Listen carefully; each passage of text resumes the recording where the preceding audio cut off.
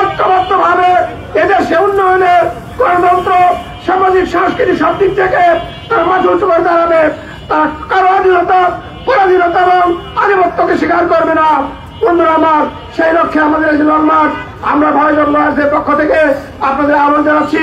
আমাদের লয়ার্সকে এই লং মার্চকে আপনারা সাফল্যমণ্ডিত করার জন্য সাহায্য করবেন। দেশবাসী ঐক্যবদ্ধভাবে এই আন্দোলনের সাথে একাত্মতা ঘোষণা করবেন। সবাই ধন্যবাদ। আসসালামু আলাইকুম ওয়া রাহমাতুল্লাহ। সম্মানিত দেশবাসী, এবারে আলোচনা পেশ করছেন ভয়েস অফ লয়ার্স বাংলাদেশের অন্যতম কণ্ঠস্বর, বাংলাদেশ সুপ্রিম কোর্টের সিনিয়র অ্যাডভোকেট ব্যারিস্টার মোস্তফা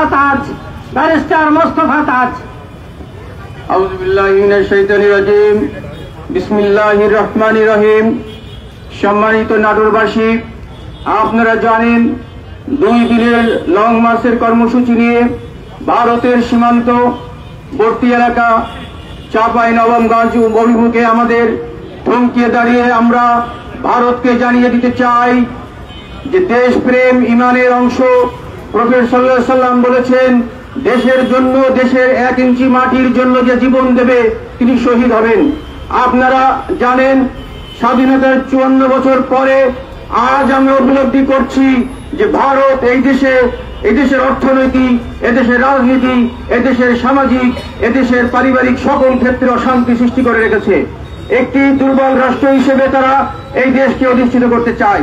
আমাদের স্বাধীনতায় তারা বারবার হুমকির সম্মুখীন করছে। আপনারা জানেন বিগত ফ্যাসিস্ট সরকার $234 বিলিয়ন তারা পাচার করেছে। আমরা পিন্ডির দাসত্ব থেকে আমরা উদ্ধার হয়েছি, কিন্তু দিল্লির দাসত্ব করার জন্য এদের স্বাধীন হয় নাই।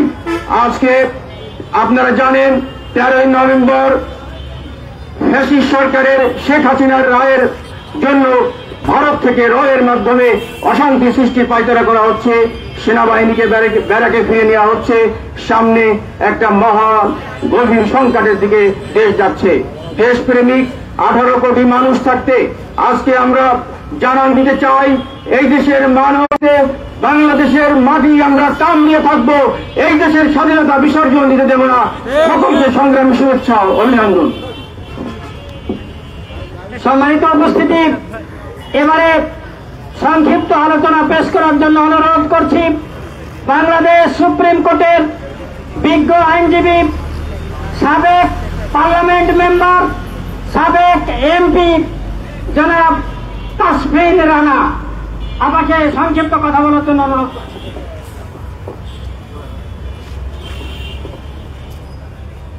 আসসালামু আলাইকুম। আজকের এই সবার উপস্থিত সম্মানিত সুধীমণ্ডলী, উপস্থিত নেতৃবর্গ, উপস্থিত বিজ্ঞ আইনজীবীবৃন্দ, উপস্থিত সাংবাদিক ভাইরা, আসসালামু আলাইকুম। অত্যন্ত সংক্ষেপে বলতে চাই, বিগত 17 বছর আমরা দেখেছি ভারতের আধিপত্য বাংলাদেশের ভূখণ্ডে কিভাবে ছড়িয়েছিল। সেই আধিপত্যে ভারত আমাদের বিডিআর হত্যাকাণ্ড ঘটিয়েছে, শাপলা চত্বরে হাফেজ ওলেমাদের হত্যা করেছে। আমরা দেখেছি 24-এ 2000 ছাত্র জনতাকে হত্যা করেছে, 40,000 লোককে পঙ্গু করেছে, $234 বিলিয়ন লুটপাট করে ভারতে গিয়েছে। আর এই সব করার জন্য ভারত সহযোগিতা করেছিল ফ্যাসিস্ট সরকারকে। সেই ফ্যাসিস্ট সরকারের পক্ষে পুনরায় যদি আবার কেউ তাদেরকে পুনর্বাসন করতে চায়, তাহলে আপনাদের দায়িত্ব থাকবে ঐক্যবদ্ধ হয়ে সেই পুনর্বাসনকারীকে এই বাংলার মাটি থেকে হটিয়ে দেওয়া। ধন্যবাদ সবাইকে।